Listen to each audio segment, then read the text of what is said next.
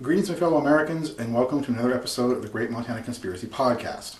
I'm your host, Ron Glick. Tonight is going to be a difficult one because it's going to be crossing over into very personal areas, and honestly, I hate doing these. I break down doing these. I've tried to talk about my history, and it brings up such emotion it's hard to talk about, so I'm going to try to get through this as best I can. So let me say right up front, forgive if I break down and have to walk away from the video and come back. I've had a break before. Hopefully this won't be something that requires me to walk away and come back to tomorrow to finish. But this is very emotional for me, and I want to make that clear right up front. As always though, before we begin talking about tonight's subject, please take the time to like and subscribe to this video. If you're watching it on YouTube, share with your followers, your fellow friends. Share the links on Facebook, other social media, Twitter, etc. The more information we get out there, the more people will get exposed to this information, the better chances we have of affecting change and exposing the corruption that exists within our state. And on a national level, for that matter. Now, what I'm going to be doing tonight is for self-preservation. This is not a typical, I'm attacking a general subject. I'm attacking a person. And that's because that person launched a salvo against me this week that I need to respond to. Because if I don't respond to it, if I leave it unaddressed, it becomes something she can continue to do. I have tried to address this on my blog. I have tried to address this in Craigslist when she's attacked me there. I've addressed this in multiple private emails to defend myself against people she provokes in the background. She does this without any consequences, without any fear of retaliation, because she does so quietly, secretly, and with the expectation that what she's doing will not be discovered. The only reason I ever find out is because the people she complains to come to me for explanations. Oftentimes, I don't even get a chance to respond. They take what she says as gospel truth, and they shut me down, and I lose access to accounts, I lose access to methods by which I can bring information, and I get my liberty threatened by police, by my probation officer. These things happen, and this is one of the people who's responsible for doing that on a regular, ongoing basis. This is about putting the information out into the world to stop this kind of attack from happening again. It's not going to stop her. She's still going to keep doing it, but at least with this podcast out here, I can refer people to this podcast and say, look, this is the person you're dealing with. This is the person who's doing this. Look at this information and make a judgment call based upon what obviously is very fake and unreliable attacks on my character. This is about preventing someone from attacking from the shadows by bringing the truth of all of what's been going on into the light. She initiated this. I didn't. But I now have to respond to it, because if I don't respond to her abuse, if I don't respond to her attempts to cause me harm, it allows her to keep doing it.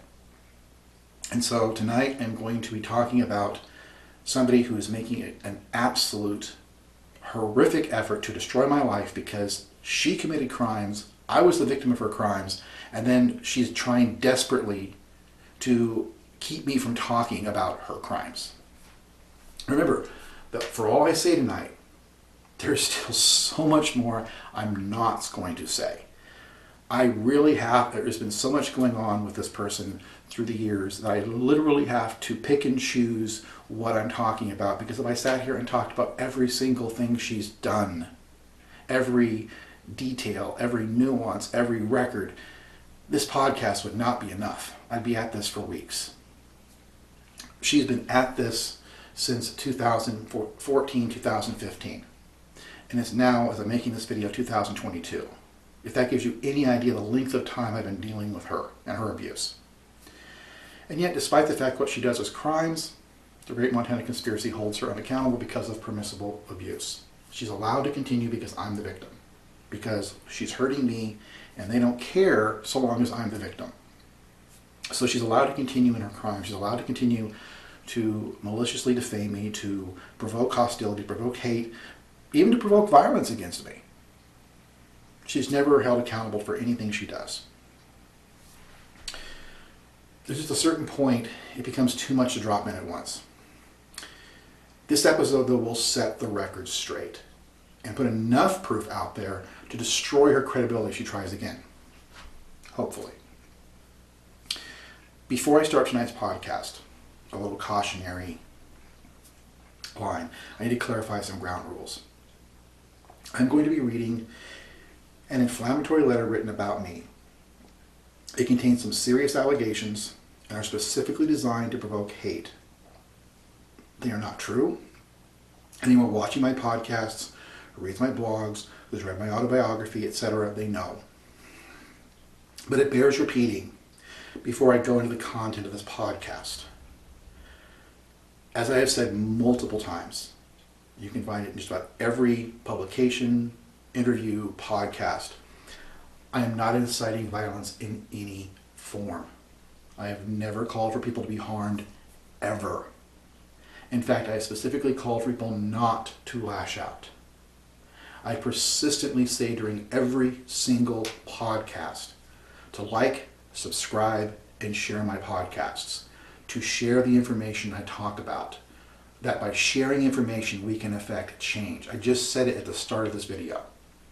None of this calls for anyone to be harmed nor attacked.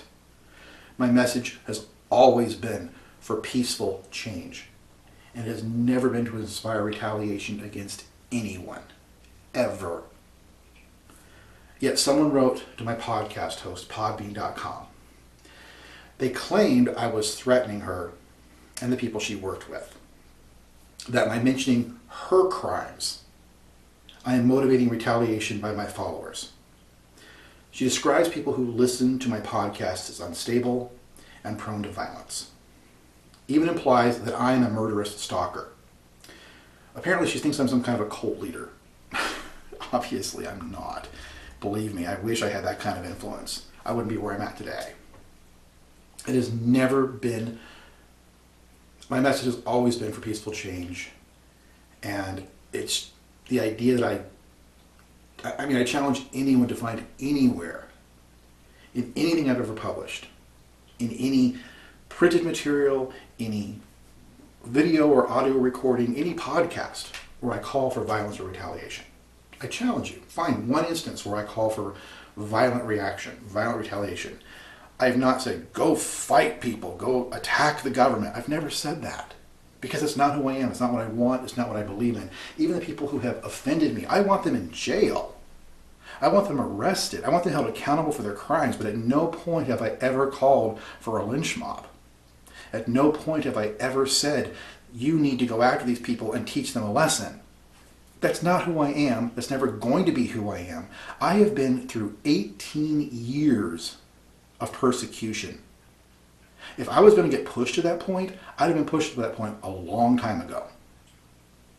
When I got beaten up in prison and I had literally had my brow hanging over my eye because it was detached from being assaulted in the shower, where I've been beaten, terrorized, made to just feel hopeless. When I could have responded with violence, I never have. In fact, when I got beaten up in the shower, I stood there and I took it. I never raised my hand. He couldn't knock me down, but I took it. I have a scar over my left eye that you probably can't see in this video, but it's because it had to be stitched back up because this was hanging over my eye. I could not see out of my eye because the skin was physically detached and hanging over my eye. I stood there for 10 minutes and suffered that physical abuse because I knew in prison if I retaliated, I could be held accountable. If I had anything other than defensive wounds, and they would look for bruising on my knuckles, they would look for bruising on my arms to see if I used any kind of force, and they did. But I knew going into that if I didn't just stand there and take it, I would face worse consequences than what I did. And so I stood there and I took it. And if that kind of abuse wasn't going to inspire hate and provoking violence, nothing is going to. And these people, this woman is not going to. And the fact that she's trying to make people believe I would ever demonstrates exactly what kind of a person she is. that she believes that someone will be capable of, it means that she's capable of. There's an old psychological axiom that says, we judge others by how we ourselves see the world. If we are thieves, we believe other people steal. If we lie, we believe other people lie. If we are prone to violence, we believe others are prone to violence. This is a reflection on her character, not mine. But I'm going to read her statement word for word because I don't hide. I believe information. I believe in information. I believe it needs to be out there regardless of how horrific it is, how slurious it is, how harmful it is. And I'm the one who's being harmed here. And I'm going to read it. You're going to hear it. And I'm not going to screen it. I'm not going to filter it. I'm going to read it verbatim. After I give you the details of what's really going on, I will read that letter to you. The truth is that she is threatened by the truth being exposed. And tonight I'm going to read and respond to her wildly inflammatory letter. I am going to read it word for word and respond to it as necessary. So I can set the record straight and prove beyond a shadow of doubt who is lying. And more importantly, who is the dangerous person here? Because it's not me. I'm not the one going behind people's backs. I'm not the one doing things in secret and covertly. I'm right here, ladies and gentlemen. I'm right here in front of you. I am standing right here. I am being as honest as I possibly can, and I am bringing this information to you, even though the words that she uses make me look like the absolute worst thing since Adolf Hitler. Hell, it makes Adolf Hitler look like a choir boy by comparison. The things she says about me. And yet, I'm going to read it. Because I'm the one who stands for truth. I don't believe in hiding. I don't believe in going behind people's backs. And I certainly don't believe in sabotaging someone's personal character. I don't do that. And that's what I'm going to prove tonight. Make no mistake, this is going to be nasty. I'm going to call out someone who is a despicable human being. And I cannot say that and put more emphasis on that word. She is despicable. And she is going to deserve every critical word I say. She lies, cheats, and steals, and then plays off of being a victim to avoid consequence. She makes all authors look bad. Or she makes humans look bad. She represents the worst of what it is to be human, because she represents what is the worst traits of humanity. In truth, she has many characteristics of antisocial personality. She is crude, abusive, and provokes unrealistic aggression against anyone who she sees as standing in the way of her success. Which is what she expends so much effort attacking me personally. She blasts me with vile accusations of deviant conduct on Craigslist and other public forums, and, as in this case, slurs me to sites trying to shut down my pages and my ability to vocalize my complaints and to bring the truth out for people to see. She wants me silenced because one of the things I have to say is exposing her crimes. And she doesn't want that. So she does all this covert lies and thinking that she's never going to be held to task for it. Holding her to task tonight. With all of this, for all of this, I need to make this absolutely and abundantly clear. People will claim what I'm saying tonight is defamation or slander. But the definition of defamation and slander require me to know that what I say is not true. Not only do I know what I'm going to say is true, I am going to give you the records to prove it. I am going to blow her entire foundation out of the water tonight, ladies and gentlemen, because I'm going to present the records that show you what she's doing, the lies she's telling, and her motivation behind it all. Tonight's episode is less about the larger Great Montana Conspiracy It's more about a small little cog riding in the bandwagon of the Great Montana Conspiracy. She's taking advantage of public scorn that she can inspire to get advantage for herself, to steal by putting up a smoke and mirror and say, oh, look how terrible a person he is. Don't look at what I'm doing. Look at what he's doing. He's such a horrible and awful person. He deserves all the vile repugnance you can raise against him. Just look how terrible and horrible and awful a person. Ignore the fact I'm stealing him blind. Ignore the fact that I'm profiting off of his intellectual property. Forget the fact of anything I'm doing. I'm not doing anything wrong. Pay attention to how violent, how horrible this person is. That's her technique. It is such a horrific way of being. I don't see how she goes to sleep. She can have no conscience. She has no compassion, no empathy, because all she cares about is herself and her own success, what she can glean. She made a movie off of my intellectual property. She had hundreds of thousands of dollars invested in this movie. She's made money, thousands and thousands upon thousands upon thousands of dollars off of my intellectual property, which she stole as her own. And I'm going to put the documents out there to prove that tonight. I may have been denied an opportunity to prove it in court, which I did try, but I'm going to put it out there for you, and you're going to see it. As I said, please forgive, this is hard. I am speaking about Angela Townsend, the author, Angela J. Townsend. Angela has spent literally years attacking my character and credibility from the shadows. She successfully cost me my Goodreads account and a Facebook author page. I'm kind of the Facebook page was just a fan page. I wasn't even running it. I'm not allowed to be on Facebook. But I had close to 1,000 followers when she reported to Facebook that I, a sex offender, was secretly running a fan page on their site. So they shut it down. They never came to the person who was actually hosting the site and asked her, is this really me? Which it was not. Never asked. They just shut it down because she reported it.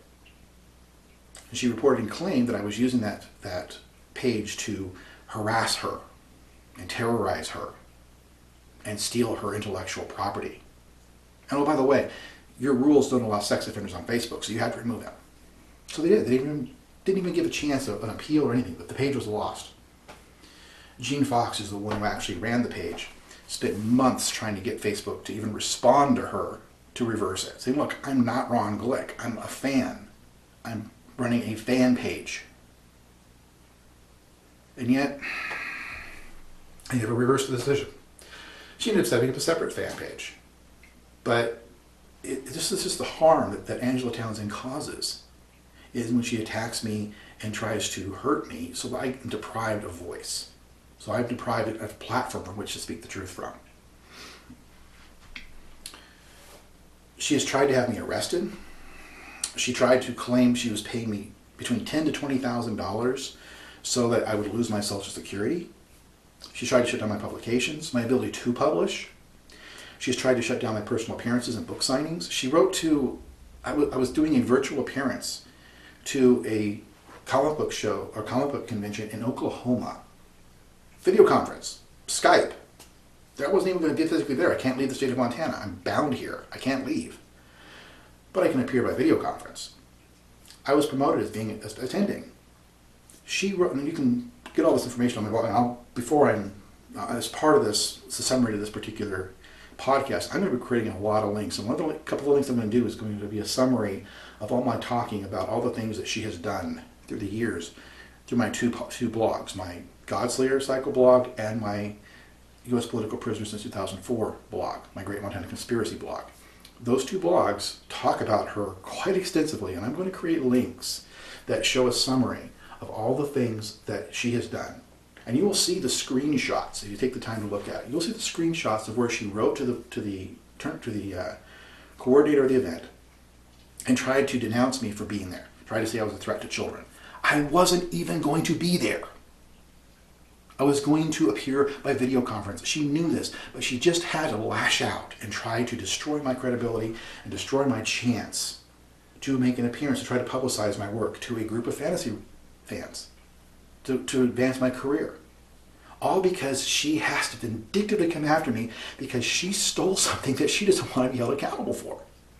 And she knows every time I make a public appearance, and every time I make a whether it be a book signing, or whether it be through a video conference or an interview or this podcast, I can talk about her. And I can tell people what she's done. And she doesn't want people to know what she's done. So she attacks me. She makes up garbage. And she tries to have me silenced. And the Great Montana Conspiracy players simply sit back and let it happen because it benefits them. Because the same platform I use to attack her is the same platform I can attack them. And they don't have to get their hands dirty. They just have to sit back and let her go. It doesn't matter what crime she commits, how much harm she causes. It doesn't matter any of it. Permissible misconduct. Talked about it so many times. So all because she's afraid of me speaking out about her crimes. She's tried to shut down my blog. She's tried to shut down this podcast with this letter this week. The bottom line is she stole my trademark, my intellectual property. The Forlorned is a title I created. At her request, she asked me to try to help her retitle a book. I created the title and I let her use it under a fair use agreement to allow her to use it so long as she accredited me with it. And then she stole it. Outright stole it. That's what she did. I created it, I gave her permission to use it, but she outright stole it. And she keeps coming after me because I continue to tell the truth. And I continue to call her out for it. In fact, her specific claim to Podbean was that my disputing her claim to it was basically trying to use the trademark for myself, and that I was confusing the ownership of it. Well, it was mine. She took it. I have no right to use it because, congratulations, she duplicitously ran off and did everything she could to sabotage it and make sure that she had everything behind her. She had all the money behind her. She had an attorney behind her. She had hundreds of thousands of dollars invested in a movie behind her. I'm on disability. How do I stand up to that? How do I stand up when the judge is friends with the lawyer she works for? When he writes a personal letter to the judge and says, hey, give me some favor in this case. It's not his exact words, but if you read the letter, you understand it. But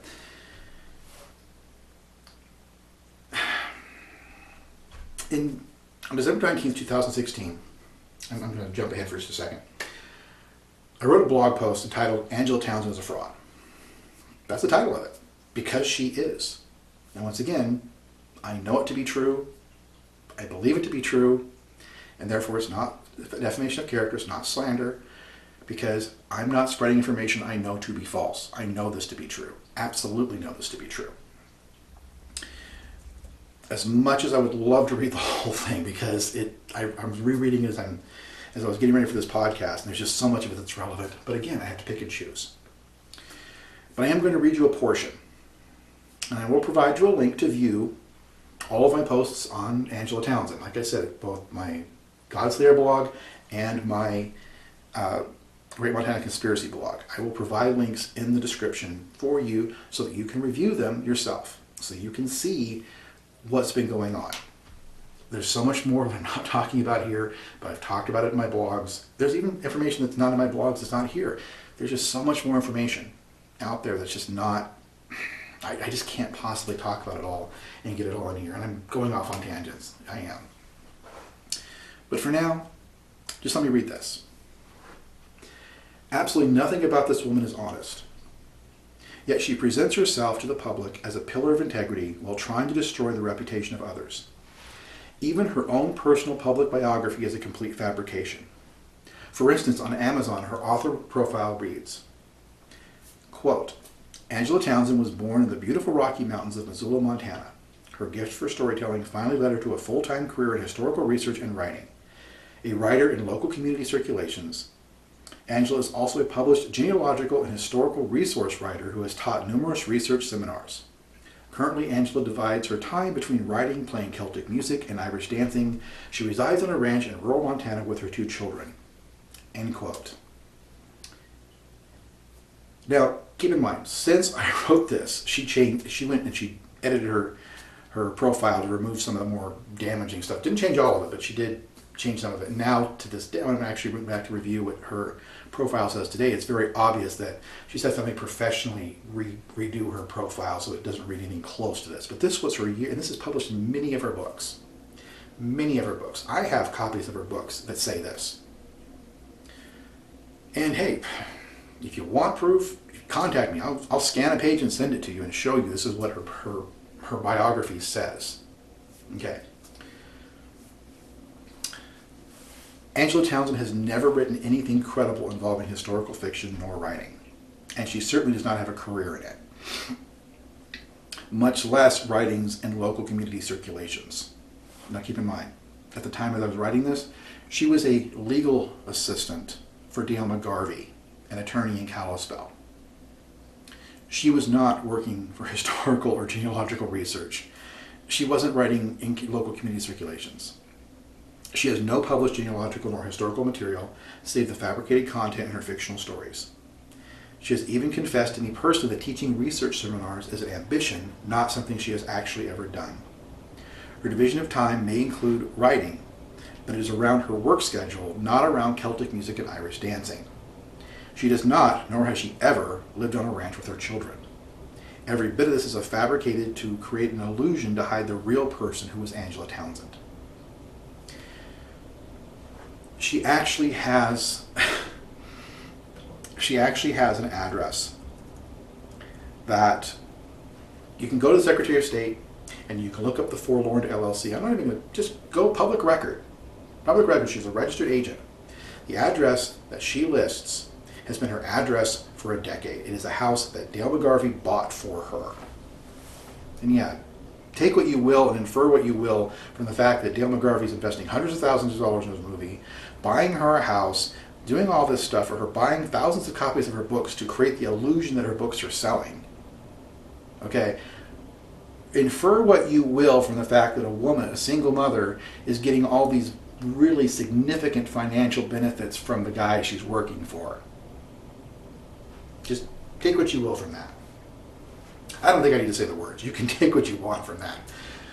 Because I have no personal knowledge to it, but I think it's pretty obvious that this wasn't, just, hey, I like you, let me give you hundreds of thousands of dollars.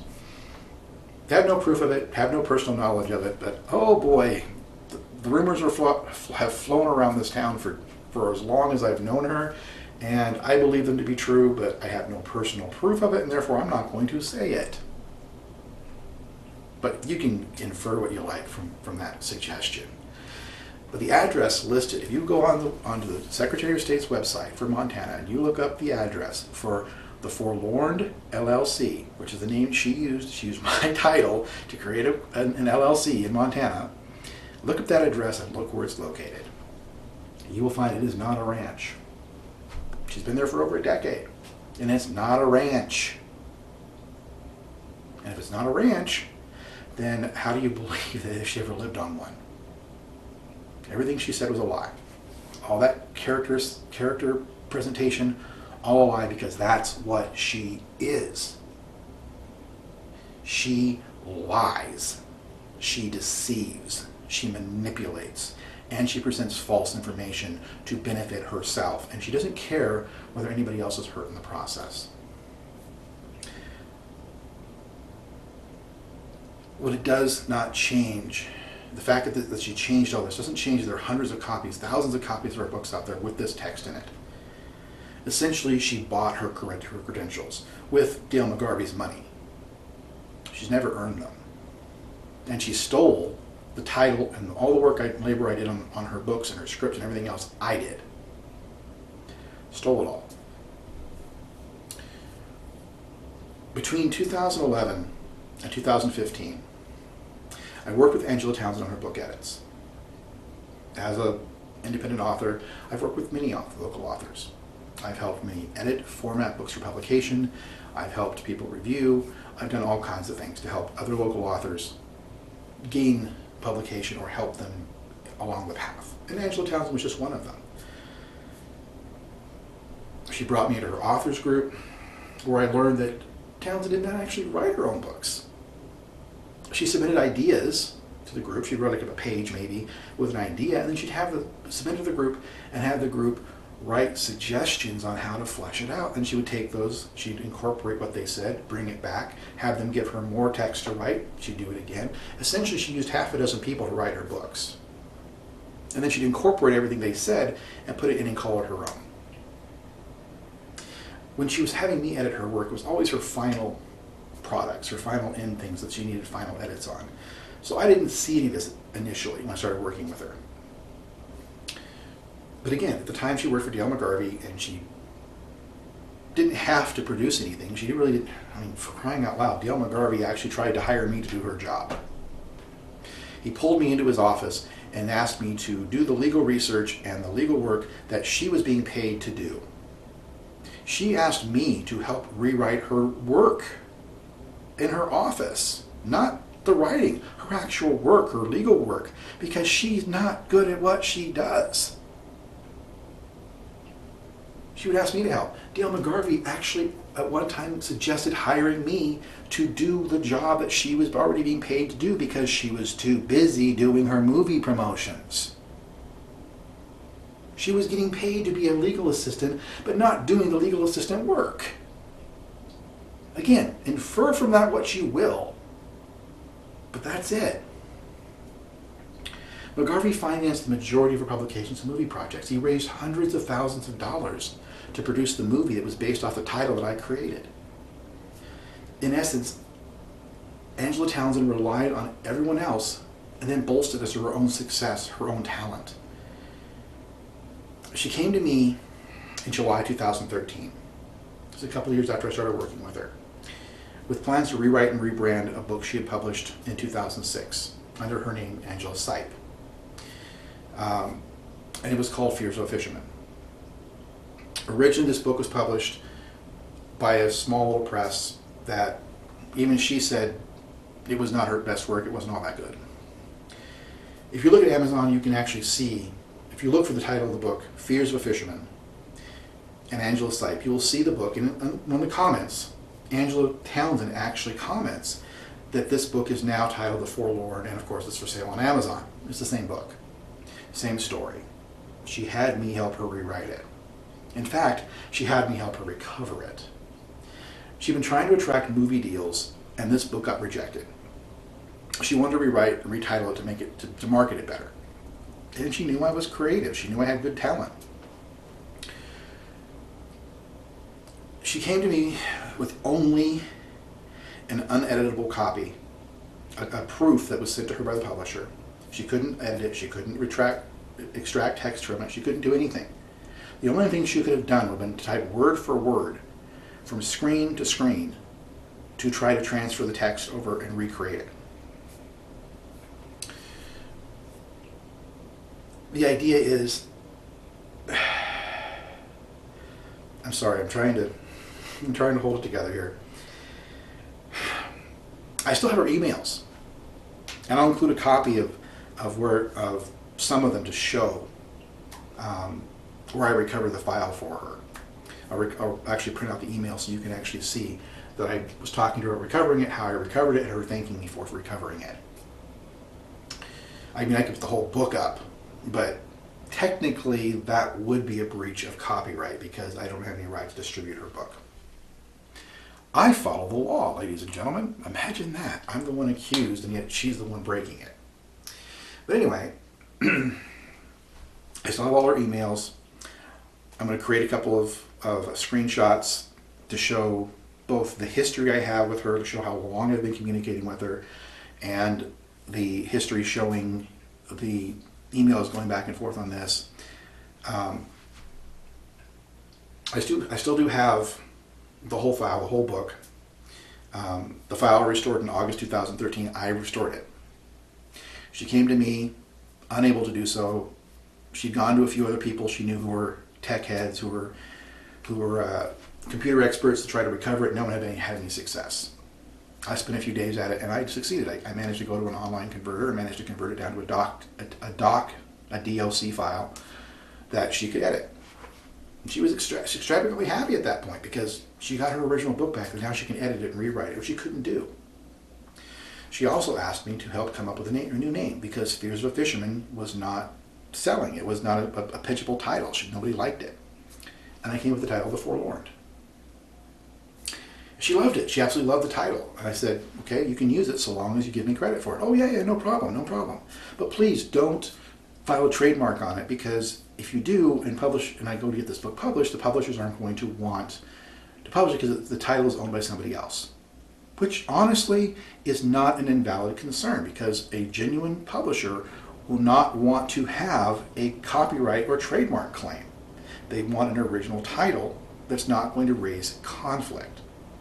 Trust me, I've gone over this with publishers who have inadvertently used my titles. And I say inadvertently because, guess what, ladies and gentlemen, I don't necessarily think that some of my titles, like the Godslayer cycle as an example, I've had 3 different people try to use that for the name of a series since I created it. It's not a commonly used word combination. And yet, 3 different people have tried, and I have gone to the publisher in each instance and prevailed because it is a use in commerce trademark. It's mine. It belongs to me. But she has a valid concern when she says a publisher may reject it without ever checking to see if she has a right to use it. It's not an invalid concern. Now, I'm going to remind you, this was 2013. One of the things she's going to try to insist on is that she owns the copyright. She's owned it since 2015, 2 years later. There's a set of circumstances that lead up to that. For 2 years, she used my title without trademark, without any right to it, through what's called a fair use agreement. A fair use agreement is simply an agreement where I allow her to use something of mine in exchange for something. In this case, recognition, accreditation. I wanted to be acknowledged for my work. I didn't care about getting paid. I didn't care about money. If anybody knows me, my producer's always on me about this, actually, because money doesn't motivate me. Money doesn't motivate me. It's people go, oh, I'll pay you to do this. I don't care. Money doesn't motivate me. I'm not motivated by money. Yeah, I'd like to be able to pay my bills. Those are important. I don't care about living in a mansion. I don't care about having 3.5 yachts or, a big car collection or anything. Money has never been that big of a deal to me. The better part of my adult life, I've worked in charity for a reason, because money doesn't mean that much to me. I only need my necessities met. After that, I don't care. I give away a lot more than I retain. People know this about me. But all I wanted in this instance was I just wanted recognition. I wanted, if she was going to succeed in getting this published, I wanted credit in the byline. The Forlorned title is owned by Ron Glick, or Ron Glick Incorporated, which is my publishing company. Either one, I didn't care, so long as you acknowledge I was the one who created it. And she agreed to it. And she worked with me for almost 2 years. Well, a year and a half. With this foundation. And then she stole it from me, outright. As I said, I will provide screenshots as appropriate. There's going to be a lot of screenshots and text attached to this particular one. I agreed to let Angela Townsend use the title, so long as she accredited me with the creation. She used the title to publish her book and to attract a producer and director to the movie project. In fact, I had a conversation with the director, and he simply said, you realize that the forlorn isn't really a word. Forlorn isn't really a word. I said, yeah, I know. It's not a word that's typically used, but if you apply the possessive or the possessive to it, forlorn is a word, and if you apply it to people who are feeling the emotion, they would be the forlorned. It is proper English, even if it's not a regularly recognized word. He says, well, it's what sold me on the project. It's what sold me on this was that title, because it really grabs you. He acknowledged to me, now mind you, he changed his story later on, but at the time he acknowledged to me that that was what attracted him to the project, was the title. I created it. It was mine. And Angela Townsend knows it. But all she cared about was the money she was going to get and didn't want to share it.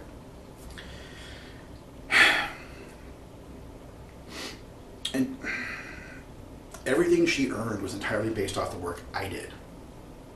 And she couldn't have done any of this without me. She did not have a workable text. I had to recover it for her. I did all the edits on her work, both the script and the book. I created the name. Without me, she would have had nothing. She would not have had any of this. And all I asked for was credit. Give me an accreditation to the creation of the title, to the fact I own it, and that's it. Everything else is yours. I didn't care about my work on the books. I didn't care about my work on this. I ran her Twitter account, her public profile on social media. I was promoting her across the board. I didn't care about any of that. All I cared about was getting credit for what I had done. And everything I ever wrote demonstrated that. One thing I did tonight when I was preparing for this podcast was I went over a letter I wrote to Dale McGarvey. I spent 3 pages telling him, look, I don't care about the money. I just want credit. Let's sit down and work this out. I don't care. Just let's put in writing the fair use agreement I had orally with Angela Townsend, and let's do this. He ignored me. He wouldn't respond to me. But it doesn't mean I didn't write the letter. Townsend specifically asked me to not file a trademark claim. And at the time, I thought it was simply to protect it from being not accepted by publishers. I didn't see duplicity in it. I'd worked with her for years. By the time this all blew up, I'd been working with her for close to 4 years. I had such a long work history with her. I trusted her. And clearly that was my mistake. And I paid the consequence for it. Now, in trademark law, I need to explain this. There are 2 ways to establish a trademark claim in U.S. law. One is called registration. You register it with a government agency, whether it be the U.S. Patent Office or you with the Secretary of State, where you're in the state you're at. There's also what's called use in commerce, which says basically the first person to use it in a commercial setting, a commercial presentation or representation, owns it. Though I had not planned it this way, I did post the first public representation of the Forlorned on my blog, on my Godslayer Cycle blog. I posted a claim and ownership to it on August 6, 2013, and I'll include a screenshot. Originally, I made this post, it didn't include the Forlorned information on it. Originally, it was just a shout out to somebody who did a book review for me. But then Angela sent me the cover so that I said, oh, I should put this in there. And I realized when you're writing blogs, you try to limit 1 post per day. So you don't try to have multiple posts on the same day. Because I already had a post on this particular day that she had shared this with me. I went ahead and went back and edited it to include the other information. So the actual encapsulation, the title of it, is just talking about the book review, but actually later the edition. But at the very bottom of it, you will see it clearly states the date it was last edited.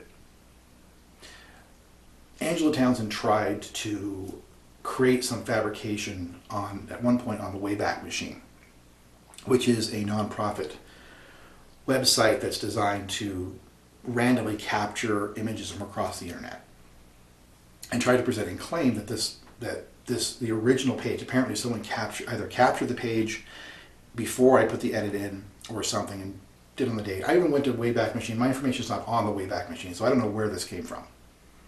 Maybe it was on the Wayback Machine, is it removed? I don't know. All I know for sure is that the original post showed up pre-edit. I don't know whether they hacked and I did have people hacking my accounts, by the way. People were hacking in my WordPress, people were hacking into my emails, people were hacking into my Twitter accounts. So it's entirely possible they got the original unedited form text from there, and that's where they got the copy, who knows. But they published this out there.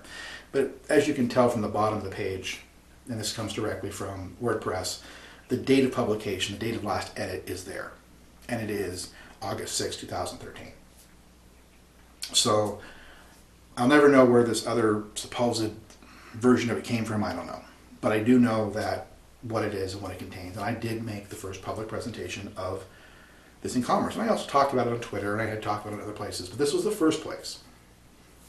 And again, all this preceded her publication. She did not get publication of this book until the beginning of 2015. It was not actually published until July of 2015.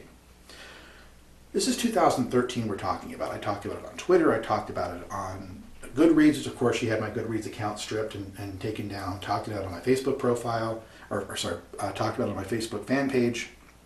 Or more appropriately, Jean talked about it on my Facebook fan page. I gave her information to talk about, and she would talk about it. Or I'd say, hey, post this over there for me, and she would post it for me. But it was talked about on a lot of different sites that she worked very systematically to have taken down. But WordPress is the one place where it stayed. And it happened to, ironically, be the first place that I had actually mentioned it. But like I said, it's a full year and a half in advance of her making any use in commerce. And well before she ever tried to file for a trademark on it. So by definition, I should have retained the rights to it. The court never gave me a shot, and I'll explain that here in a few minutes. Originally, I made this review innocently. It was not an attempt to try to claim use in commerce. It wasn't an attempt to, steal the limelight or underscore. I admit, I trusted Angela Townsend. I trusted her implicitly. There was no part of my mind that thought she was going to steal this from me, or that she was going to make hundreds of thousands of dollars off of it. Nothing in my mind was saying I created this to somehow protect myself. It wasn't why I did it. It just happened to be that I talked about it, I acknowledged it, she never disputed it. For a year and a half, it remained uncontested. So again, pursuant to the use in commerce aspect of trademark, my claim was valid. And it should have preserved my claim in the U.S. District Court. But as I said, I will explain in a little while why it didn't. In mid-2014, Angela Townsend came to me. Now remember, this is July, August of 2013, when she asked me to create the title, had me start working on edits for her book, and everything else. So for the latter part of 2013, I was working on her edits and sending the edits back to her and everything else. And I did some more edits later on, but that was the core. And she basically dropped off for a while, wasn't talking to me, not because she was mad or anything, just because we just didn't have any ongoing shared projects. Ran into her in mid-2014, and she informed me that she had made a movie deal with the Forlorned. She assured me I would still get credit. She wanted me to come on board, help with the promotion, help with the edits for the script, help further nail down the story. And mind you, like I said, it had not been published.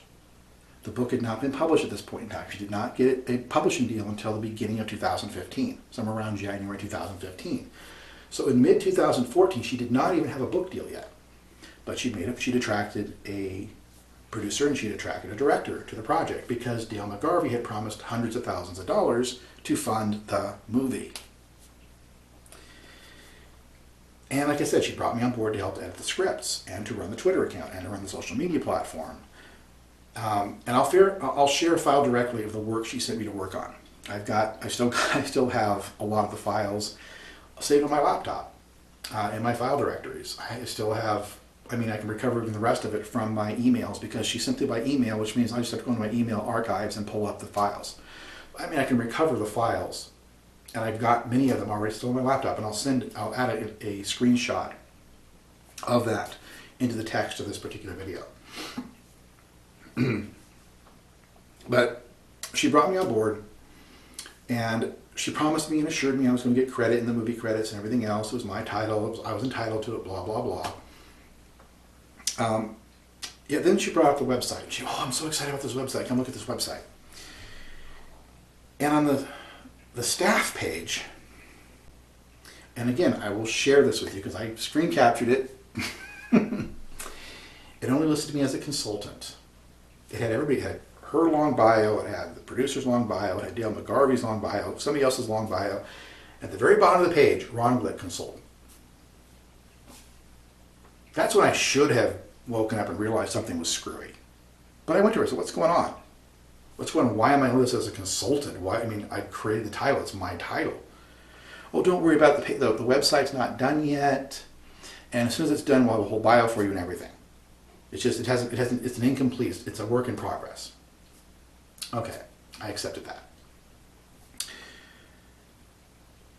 On February 7th of 2015, I learned that my name had been removed from the website. The movie was getting done, the movie was getting ready to be wrapped, and suddenly my name was gone from the website altogether. Now initially, Angela Townsend told me, oh, don't worry, they're redoing the website, everything should be fine.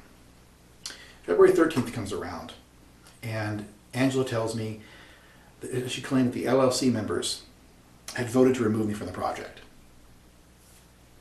Now keep in mind, I owned the title that they were working under. I owned the name of their LLC, although technically my trademark does not hold to the name of the LLC. The LLC is named after the title I created. The movie is the title I created. The book's title I created. I had spent months, a year and a half, working on book edits, script edits, promotions, everything else. I was about as invested in this project as Angela herself was. But the LLC, without ever talking to me, without consulting me, without anything, voted to remove me from the project. And then on February 16th, I received an email from Patty Easton, who basically was executive something or other with the LLC, in which she acknowledged that she was the one who advised Angela to remove my name. And I'm going to get a copy of the email, and I'm going to create it, and it's going to be one of the many documents I link to this video, and you're going to see where Patty proceeds to talk about how Angela respects me and how she's sorry this has to happen, but because of my sex offender status, they can't have me on the movie project. Excuse me, but you haven't bought the title from me. You have a fair use agreement with me. And the fair use agreement requires one condition. I get credit. That was it. That was the only requirement. They want to kick me off the project. They either have to stop using the name or they have to buy the title off of me. They chose the third option, steal it.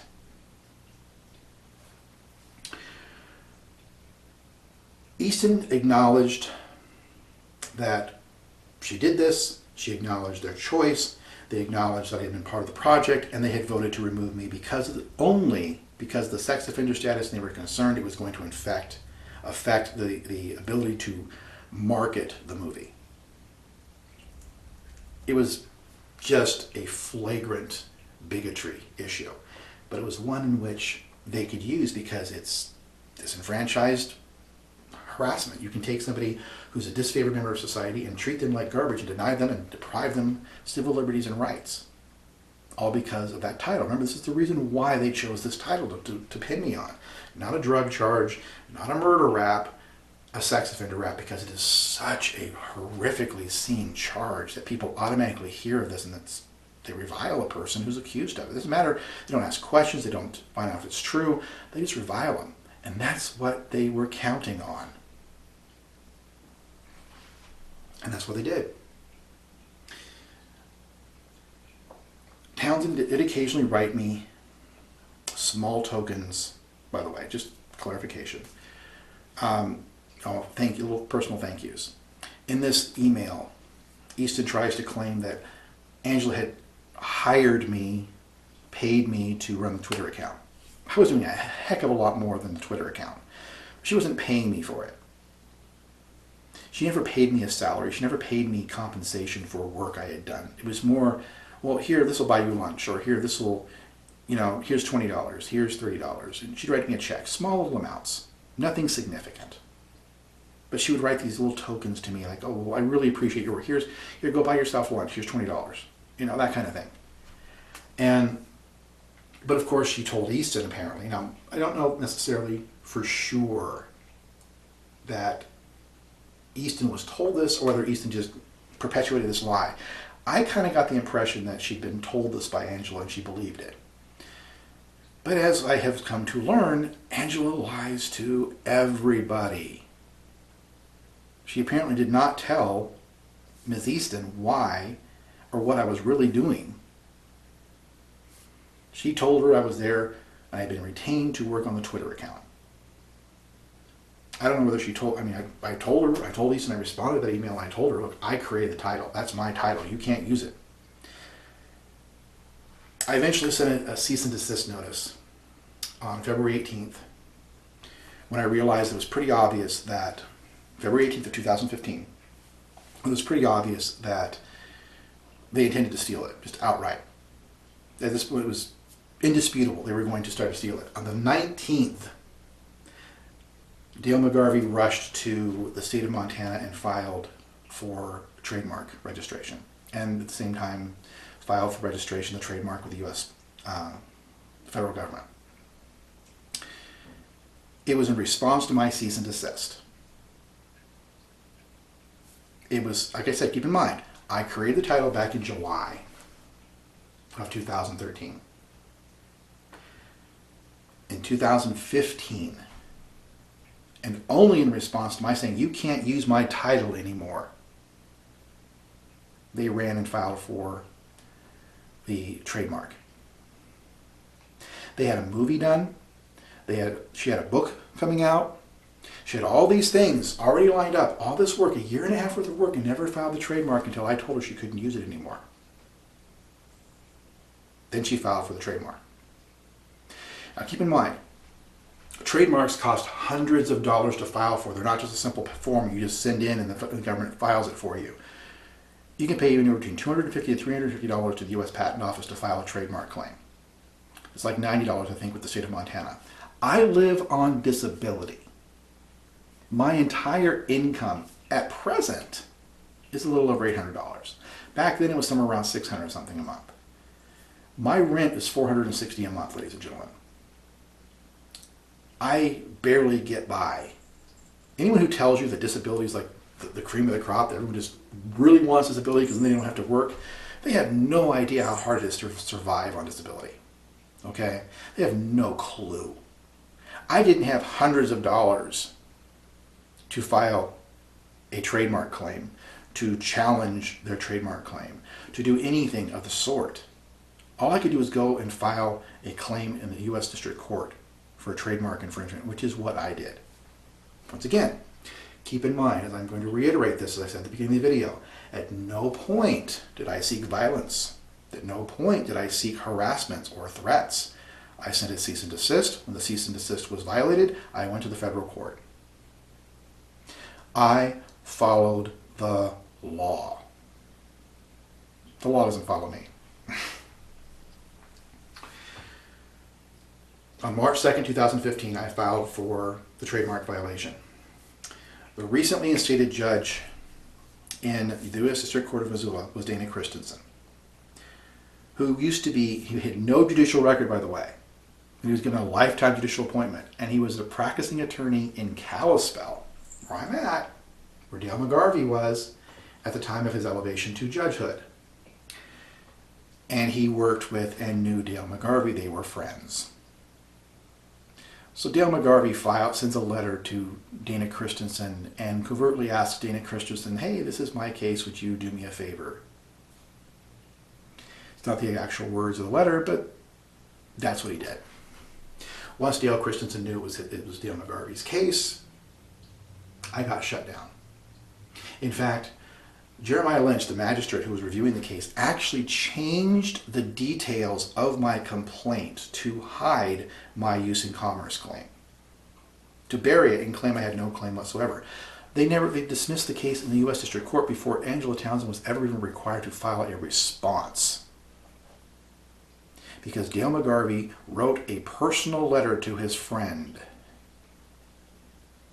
to inform him it was his case. Tell you anything? Power that be, corruption. I really need to do a story, an episode on how the U.S. District Court screens out informal pauperous petitioners.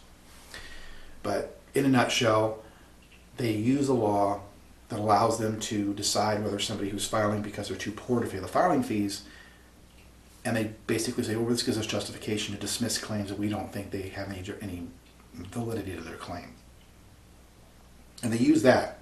Angela Townsend never had to defend against her theft in court, despite what she says in this letter I'm going to read to you, in which she claims that, she has a U.S. Supreme Court decision in her favor. No. She has a U.S. District Court case a findings of fact and recommendations that from the magistrate, which Dana Christensen, of course, signed off on, dismissing the case, changing the details of the complaint itself to justify it, and then I tried to file a notice of appeal.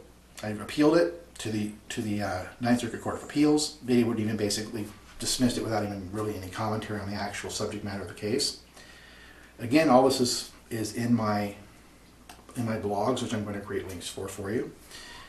And then I went to the U.S. Supreme Court, and the U.S. Supreme Court declined it without even considering it. Keep in mind, there's roughly 8% of cases filed with the U.S. Supreme Court every year they even consider or take up. Less than 8%. I fell to the 92% they felt wasn't worth considering. It had nothing to do with the merits of the case. It had nothing to do with whether or not the U.S. Supreme Court agreed with or disagreed with my claim. It only had to do with the fact they didn't consider it an issue they were going to take up to consider.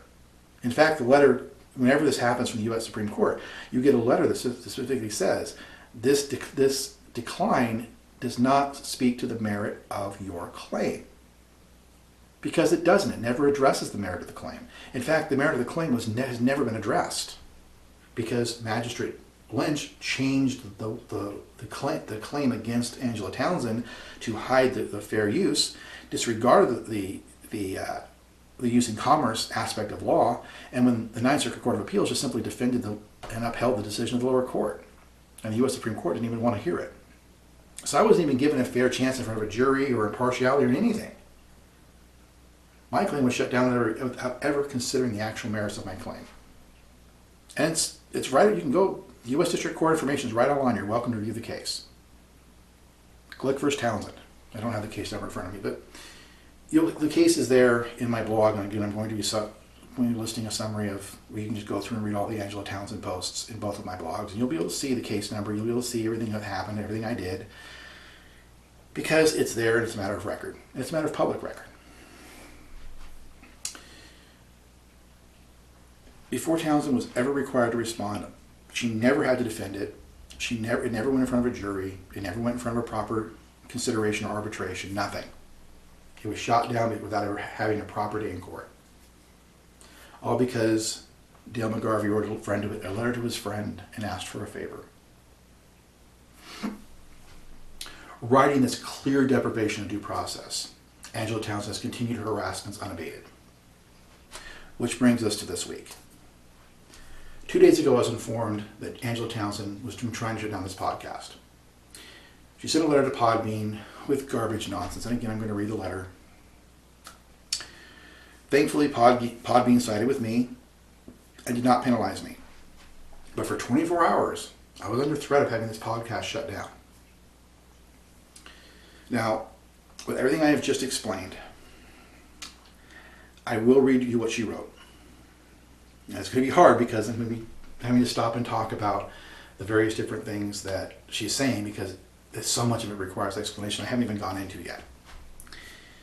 And I will stop and comment as I need to, which is going to be a lot. But I'm not going to hide from this abuse. I'm not going to shelter her by not calling her out on it. I'm going to confront it. I remind you what she says is derogatory and meant to provoke hate and bigotry. But take it in the context of who is the fraud here.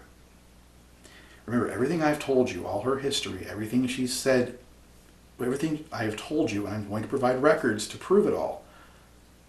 Everything I've told you, and all the records you're going to view, keep it in mind as I read this letter.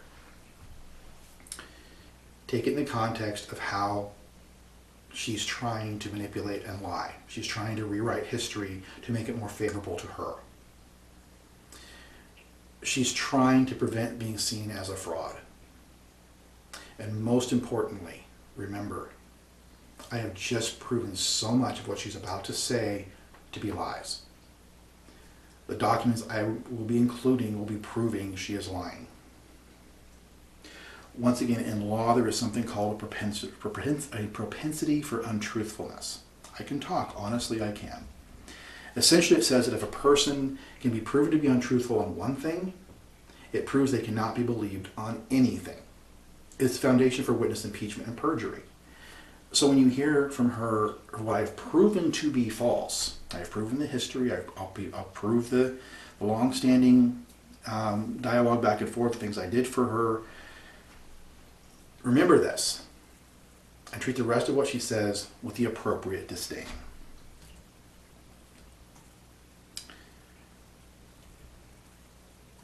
Sorry, I have to line up the video right. Here we go. Her letter. To whom it may concern, it has come to my attention that convicted child sex offender Ronald Dwayne Glick has a podcast show hosted by Podbeam. She said Podbeam. And it's actually Podbean, B-E-A-N. She wrote it B-E-A-M. In his podcasts, Ronald Dwayne Glick alleges that my federal trademark registered in my company name by both the state of Montana and the U.S. Trademark Office are his. He goes on to say that the trademark was stolen by me and that I threatened to harm him with murderous and violent acts. This serious defamation and harassment is aimed at myself and my company, the Forlorned LLC, causing brand confusion and serious harm. Also, it puts me and other company members at personal risk of dangerous retaliation by unstable viewers, listeners. Now I'm going to pause here. She's saying all you folk are unstable listeners. She's saying that you are going to cause her dangerous retaliation, and she's implying that I'm provoking you to do so. Remember what I said at the start of this video. At no point have I ever encouraged harm to anyone. What she's saying is designed to provoke a response, a defensive response. Oh, look, he's provoking all these people to hurt me, da-da-da-da-da. It's not true. As I've said and I've put forward, I have never nor will I ever provoke or incite violence or harm to anyone. And I don't believe anyone listening to this is unstable. That's her calling you guys names. Back to this. Mr. Glick is not affiliated with me, nor my company, or any of our motion pictures. Mr. Glick was never a, quote, close friend, end quote, or any kind of, quote, business associate, end quote. Pausing. Remember, I'm going to be giving you emails that show long-standing communications and dialogues between us and the work I was doing for her. I'm going to show you logs of documents that she sent for my review. I'm going to be showing you Easton's letter, which acknowledges the relationship and the long-standing respect Angela Townsend supposedly had for me. This statement right here is enough to impeach her in a court of law. And she knows it, which is why she's doing all this duplicitously behind the scenes rather than actually taking this to court. Because any reasonable person who believed I was actually slandering them or defaming them would actually take this to court. But she knows the moment she does, all of this stuff I'm telling you comes out. Back to her letter. For many years, Glick has been obsessed with my motion picture with me and anyone closely associated with my movie. We have had multiple restraining orders against Ronald Glick in the past. Pausing.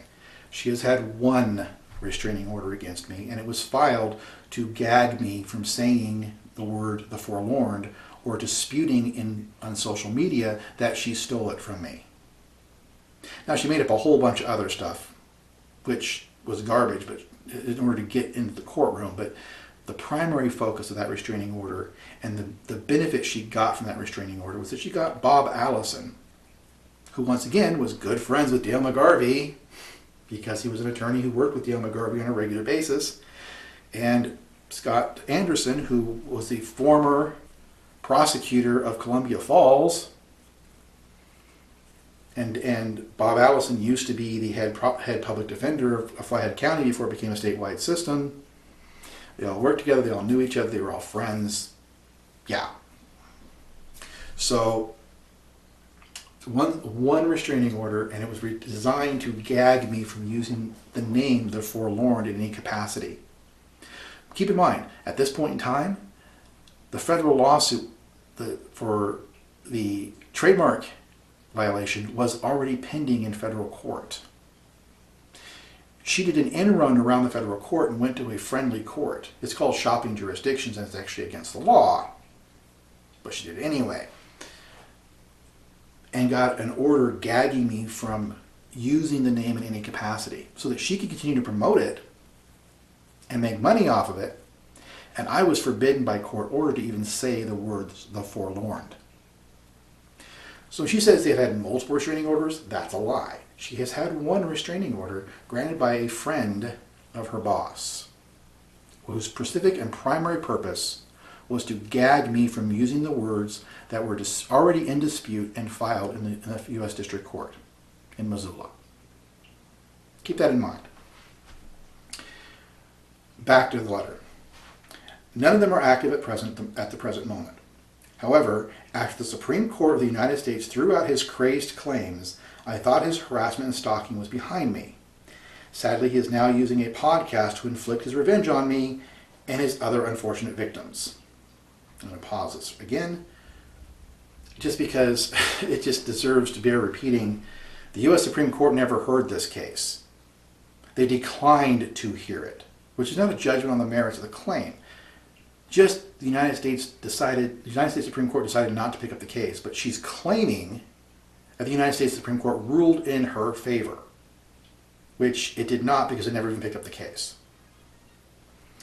And other unfortunate victims. She's going to get into this garbage here, but bear with me. Back to the letter. The first podcast is entitled On the Subject of Permissible Misconduct. And then she provides the presumably website address to it on Podbean. I've not verified it. I'm assuming it's accurate. Dated November 2nd, 2021 at about 7:48 to 13:57. Pause for a moment. She's putting time stamps. So basically at 7 minutes and 48 seconds to 13 minutes and 57 seconds. Back to the letter. Not only does he accuse me of stealing my own federal trademark, Glick accuses me of violent threats with murderous intent. Pause. At no point have I ever said she tried to kill me. That's what murderous intent is, ladies and gentlemen. At no point did I say she was trying to kill me. I said she was trying to have me thrown in jail. I've said that she's tried to, shut down my websites, which she succeeded, my social media accounts on Goodreads, shut down my fan book on Facebook. She tried to have my social security revoked. At no point have I ever said she tried to kill me. But she's going to claim this. Back to the letter. Again, the danger of Glick's videos and his podcast is that it creates motivation for serious retaliation by his followers. Pausing. Once again, let me reiterate. At no point have I ever asked anyone to retaliate against Angela Townsend or anybody else. Nor will I. Back to the letter. He has linked his Podbean podcast to YouTube, which has approximately 2 billion viewers, exposing me and Ronald Glick's other victims to grievous harm. This also causes terrible brand confusion to my federally granted trademark and damage to my motion picture, The Forlorned. I'm going to pause it again. I should have paused it after the last sentence. Once again, no one's inciting harm against Angela Townsend or anybody else. It's all fabricated. It's all things she said. You can look at my podcast. You can look at my blogs. You can look at my book. You can look at wherever you want to look. At no point have I ever incited violence against them. Not encouraging anyone to, and in fact, I am discouraging anyone from doing so. So this is not me inciting people to hurt her. She's just making it up. As for this brand confusion, gosh darn it, better. She doesn't own it. She didn't create it. She's not entitled to it.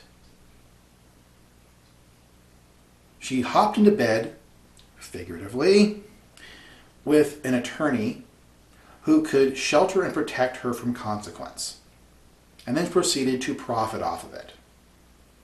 She stole it outright. She stole it, she stole it, she stole it.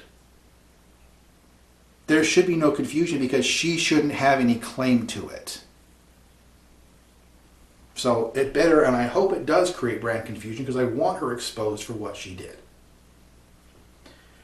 And there's nothing, by the way, in law that says I cannot dispute something publicly that I believe to be true. I can't use the name The Forlorned in a publication as a title because she's got a trademark which I do not have money to go up against. I don't have the money to file a dispute with the trademark office. I tried to make a claim with the state of Montana. They ignored me because, well, they filed it. We pretty much have to file whatever they file down. Once again, had to go to court.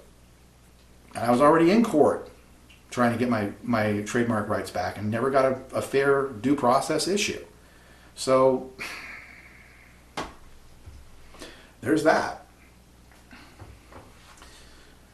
Glick's second video, entitled On the Subject of Retaliation, November 9th, 2021, approximate timestamp 12 minutes and 9 seconds to 12 minutes and 51 seconds, regarding no longer being on probation in the future, are especially concerning. I'm going to pause this again. Yeah, you're not going to be able to have me thrown back in prison. You can't make up stuff and have me revoked. It is so much easier to have me revoked on ridiculously non-criminal charges while I'm on probation than to get a new charge against me and fabricate a new crime against me. That's what she's talking about. She's worried that they aren't going to be able to throw me back in prison as easily. Back to the letter. Glick begins his delusional probation rant by mentioning me out of the blue and then the mother of the child he molested, and states that once he is off probation, he would have more latitude in what he can say and what he can do. His words, quote, what he can do, end quote, frighten many of us. Again, if you watch my videos, if you know my context, you know what I'm talking about. There are things I can say and do when I'm not on probation and not under threat of retaliation that I cannot do here. I'm not talking about criminal misconduct. If I were going to conduct criminal misconduct, it wouldn't matter whether I was on probation or off probation, it'd still be criminal. So whether I'm on probation or not is irrelevant to what she's implying here. She's implying I intend to harm people once I'm off probation, which, by the way, is criminal. Ergo, I could be thrown into prison for it. I'm talking about being able to leave Montana, being able to say what I want to say about the things I know, the people I do know, and the things that I know would cause me a retaliatory response. I talk about things in a large amount of generalities and keep a lot of information I do know from being spoken because the things I can't say. I can't say my alleged victim's name. I can't leave the state of Montana. I can't do things that would require other people be held accountable. Because if I do, I go to prison because they'll list it as a violation. I can't go to bars and hang out and get, meet a girl. I can't go to parks and go enjoy myself and have fun in the world. I can't do things because I'm on probation. So yeah, there's things I'm going to be able to do, places I'm going to be able to go, people I'm going to be able to see without concern of retaliation once I'm off probation. So absolutely there are things I can do. She's implying criminal misconduct, but criminal misconduct, it would throw me back in jail. And it wouldn't matter whether I was on probation or not. I'd go back to jail. It's criminal misconduct. She's the one committing crimes here, ladies and gentlemen, and she's accusing me because, like I said, remember the axiom. We judge others by our own moral standards. Therefore, if she's a criminal and commits crime, she automatically assumes that everyone else will commit crimes around her. This is how people think, and this just demonstrates its reflection on her, not on me. Back to the letter. Moreover, in the same podcast, he goes into great detail about Mara, the mother of the child he molested. I'm going to pause it just a second. I, once again, will reiterate, I have never molested a child. Molestation requires, by the way, for definition, inappropriate contact of a sexual nature with somebody. And I have never in my life done that. Not to a child, not to an adult, not to an animal, not to an alien. I'm actually really shy, ladies and gentlemen. I have a real hard time even talking to girls. I have a real hard time making the move. God, I'm a snail's pace. I can see it. I get so nervous and anxious. I'm shaking. Trust me. What she's talking about just doesn't even exist in my chemistry. She's going to say it because it inspires hate and bigotry. It implies an element, and she knows the truth. She knows it because she's seen the document. She helped me edit the U.S. political prisoner book, by the way. She helped me edit it. She helped me peruse it, looking for any mention of my alleged victim's name. Which, by the way, is the reason why I think they knew that that missing element was there, is because she probably found it when she was doing those edits and chose to keep it to herself so she'd have ammunition over me. I don't know if that's true, but it certainly fits what she's done. And she's a personal friend of Mara, so yeah, it just fits that she knew it was there, and that's how she knew to tell people to look for it. Because I gave her the book to edit. Let's see, back to the letter. Oops, I lost my place here. Give me a second. So, at about 21 minutes, Ron Glick accuses her of having sex with her own brother, getting pregnant, and then murdering the child and burying the child's body. He is re-victimizing his victims by making such gross and salacious claims. I am sure Mara will be contacting you soon. Pausing it again. Please keep in mind, this is absolutely a true story. Mara, we used to live in a trailer on the property just a short distance away from where her child's body was buried.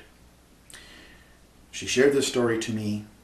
She took me to the site where she had the child aborted by throwing herself repeatedly into frozen water.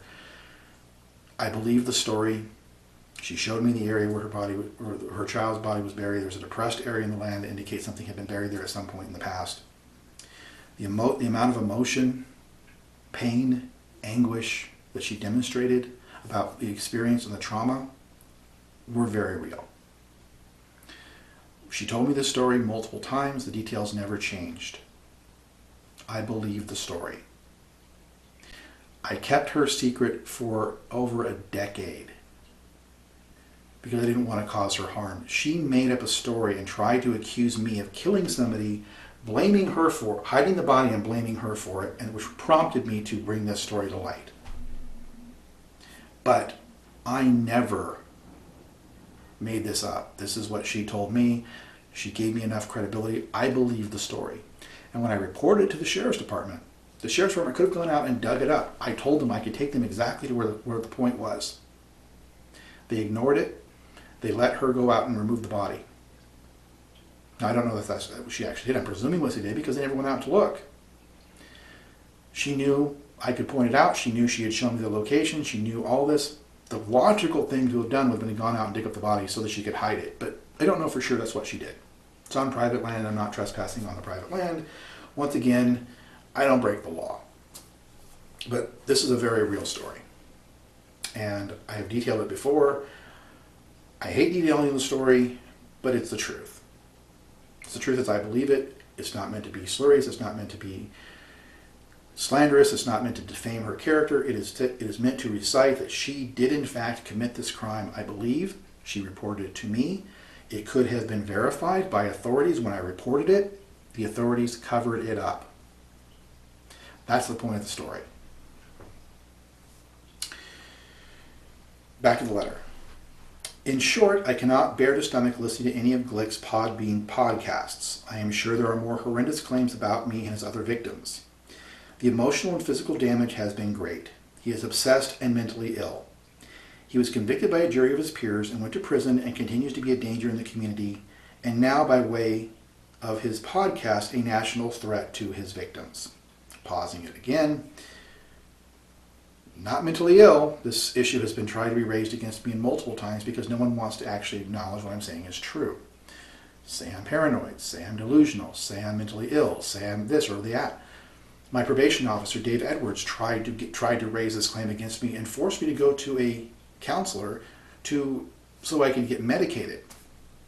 I still see that same counselor to this day. Since 2009 to today, I still see that exact same counselor. Because Honestly, it's good to talk about emotional stress with somebody. Never had to be medicated, never been delusional, never anything. Because it doesn't exist, the claims aren't real. It's just easier to sit here and try to create an illusion about why not to believe somebody than to actually acknowledge the fact that it's not true. The truth is that it's easier to victimize me and to create slander against me than it is to actually admit to the truth. Don't pay attention to the man behind the curtain. The old Wizard of Oz reference. Going back to the letter. I have enclosed a copy of my trademark registered under my company name and a copy of the Supreme Court's ruling against his vexatious trademark claims. Once again, the trademark was only filed after I filed a cease and desist. She had used my title for a year and a half without filing anything, and only filed it the day after I told her she could no longer use it. She rushed to claim it after that. Look at the dates. Now, mind you, they did not send me a copy of this, so I can't provide you a copy. But I guarantee the dates after my cease and desist. She goes on to say, I realize that movies and those in the public eye in regard to the entertainment industry often attract dangerous offenders, unstable individuals, and sadly, murderous stalkers. Pausing, she is most definitely trying to infer that I'm a murderous stalker.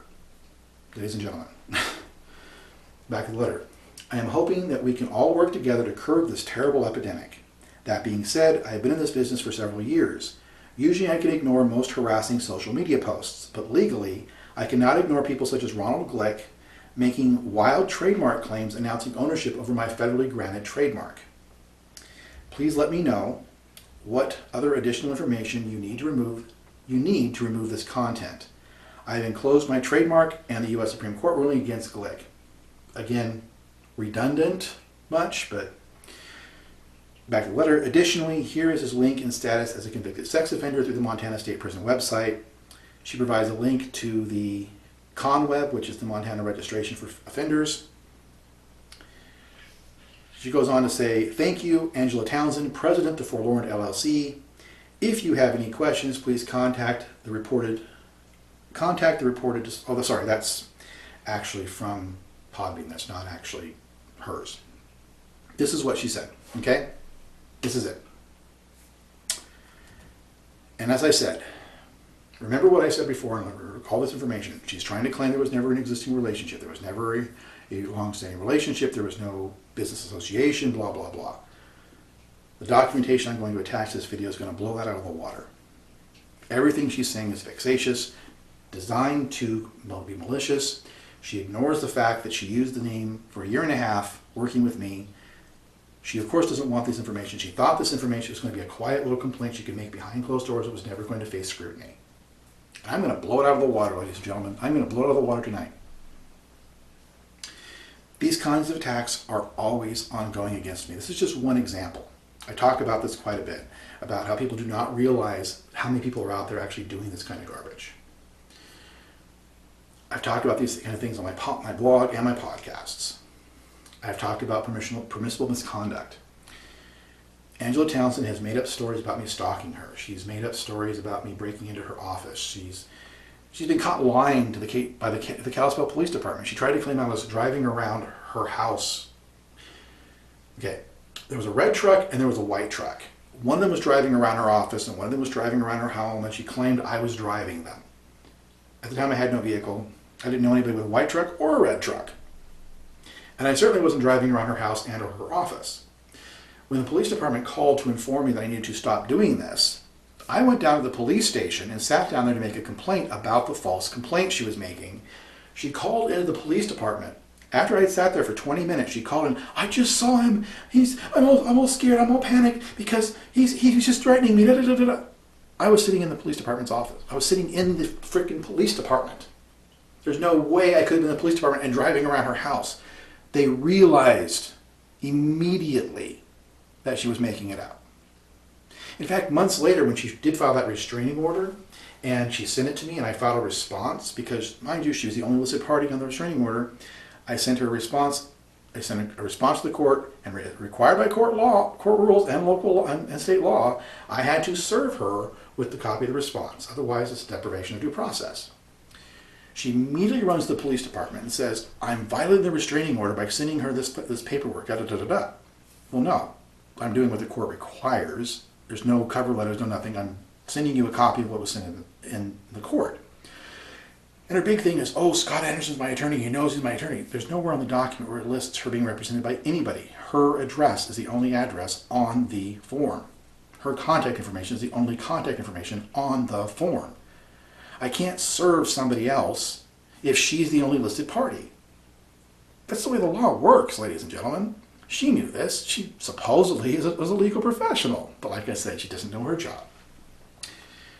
The police officer called me up and said, well, I got this report claiming you violated this restraining order, da da da da. And I said, well, it's not true. It's because what I did was I sent in, the only thing that was sent to her was the filing file in the court. And I'm required to do that by the court.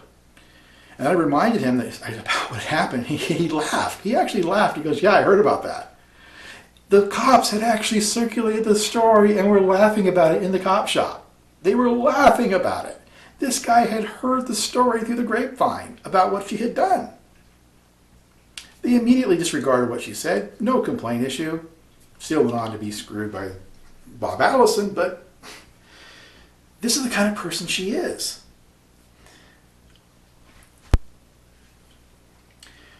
She claimed I broke into her office and stole stocks certificates from her attorney's office, from Scott Anderson's locked safe. Mind you, they had an alarm on the building, they had a lock on the door, and they had a safe, obviously had to be cracked. First of all, I didn't even know Scott Anderson had a safe. The only safe I knew about in the office, from having been in the office working with Angela Townsend, was the petty cash safe on the floor of the front room. Mind you, that wasn't touched. But a safe I didn't even know was supposedly broken into and stock certificates were taken out of it. Yeah, first of all, I'd have to know how to bypass their alarm system. I'd have to know how to bypass their front door lock. I'd know how to pick a lock. And I'd have to know how to crack his safe. Now, her response in court, of course, was, well, you could have learned those on YouTube. Possibly, if I'd have known what model of security system they were using, what kind of lock it was, and as I recall, it was a deadbolt. I don't think you can pick deadbolts. And I'd have to have known the make and model of the safe that was in Scott Anderson's office, which would require me to have ever having been in his office to have seen a safe to begin with. So, and yet I could have learned it on YouTube. She claimed I was driving around in a red truck and a white truck. She filed a TRO with Bob Allison only because it gagged me and prevented me from saying the words "the Forlorned" or trying to dispute her promotion, her claim of it, while she was promoting it, make money off of it. And she only did this after there was already a pending claim in federal court. She lies and she plays the victim, but she is not to be believed. She is sadly an example of somebody who takes advantage of the pity people play towards women in our society and the victims of abuse and harm. By playing the victim and me being a guy, it makes it automatically presumption. Oh, he was obsessed with me. He was wanted to be with me and I didn't want to be with him. She is the ugliest thing on the face of the planet, ladies and gentlemen. I just could never conceive of being with this woman. Even when we worked for years together, there was never once a thought that ever crossed my mind about wanting to be with her. She never attracted me. I never was interested in her. I had many opportunities. I worked with her for almost 5 years, 2011 to 2015. I had plenty of opportunities to try, and I had no interest in her. But of course she's going to claim I did because it makes it sound like I'm this stalker or I'm this dangerous person, because she can't tell the truth. If she told the truth, she would lose. Though she is a small cog in this system, she's certainly one no one else in the Great Montana Conspiracy is actually going to want to claim as their own. Like I said, she lies, she plays the victim. She bought her publicity and had an attorney back up her crimes. She plays off the bigotry and hate to deflect from the actual issues and to prevail when the facts fail her. Let's pay attention to the fact that Ron is a convicted sex offender. What does that have to do with whether I supposedly am stealing a trademark? Whether I'm utilizing a trademark inappropriately or creating confusion as to who owns it? What does any of that have to do with it? No, she's provoking hate and bigotry because that serves her end purpose. She's relied on so many others, and now she has to attack to keep up the facade. But knowing the Great Montana Conspiracy wants to claim her, she still nevertheless uses it as a useful tool for them. Because she's willing to be petty and vexatious and keep their hands clean while she does so. Just so long as they don't actually have to prosecute her crimes, she works for them. So long as they don't have to prosecute her, they never have to face their own accountability for letting her commit these crimes. Because they don't exist as far as they're concerned. Because I'm the victim. Permissible misconduct. I ended my Angela Townsend is a fraud post with these words. I strongly urge anyone doing their due diligence to avoid doing business with Angela Townsend in any capacity. Unless, of course, you like the prospect of having her steal from you as well. And these words are as true now as they ever were. As always, as I wrap this up, I remind you, if you're watching this on YouTube, if you're watching this on any social media platform, please like and subscribe, or whatever the appropriate element is on your platform. If you can share the video directly from the social media platform, please do so. If not, take your time, copy the link, share it on Facebook, share it on Instagram, share it wherever on Twitter, wherever you happen to maintain a social media presence. Get this information out there, because the more information people that know this information, the more people that can act on it, the more opportunities we have to affect change. And especially with this video, if you are watching this video and for some reason there is not a text attached to this video with all the links I've promised, please take the time to visit us on monspiracy.podbean.com, which is where this site is hosted. Or, of course, you can always look for the Great Montana Conspiracy Podcast on YouTube. And make sure you put it in those words, because the Boolean search on YouTube makes it really hard to find if you don't use the exact right words. Thank you for your time, and please end this real world of threats and harm and disease out there. Please be safe, and whenever possible, please be free. Thank you.